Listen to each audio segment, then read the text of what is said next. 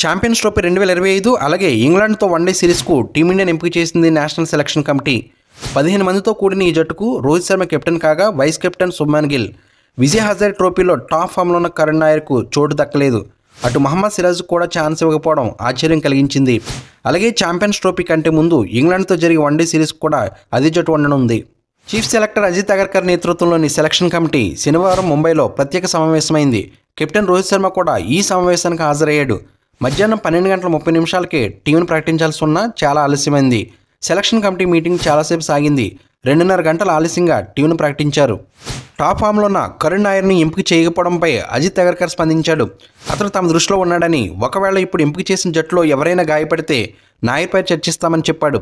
ఇక సిరాజ్ విషయానికి వస్తే అతడు పాత బంతితో అంత సమర్థవంతంగా బౌలింగ్ చేయలేకపోతున్నాడని, అందుకే పక్కన పెట్టినట్టు తెలిపాడు.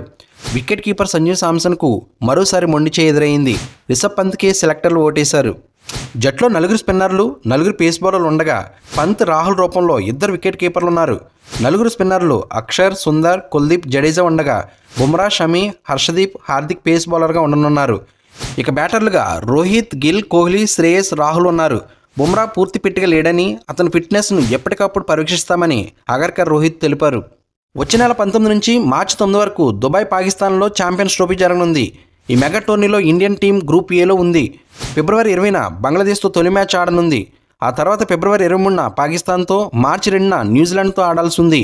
ఇండియా మ్యాచ్లన్నీ దుబాయ్లోనే జరగనున్నాయి.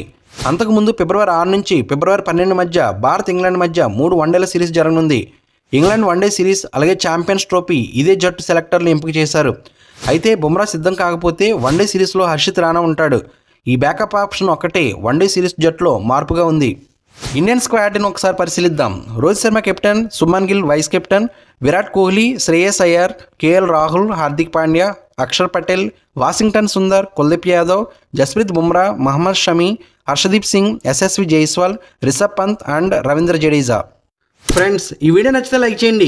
మరిన్ని ఇంట్రెస్టింగ్ వీడియోస్ కోసం మన ఛానల్ సబ్స్క్రైబ్ చేసుకుని బెల్ ఐకాన్ యాక్టివేట్ చేసుకుంటే నేను పోస్ట్ చేసే నెక్స్ట్ వీడియో మీకు నోటిఫికేషన్ వస్తుంది. Thank you for watching. జై హింద్.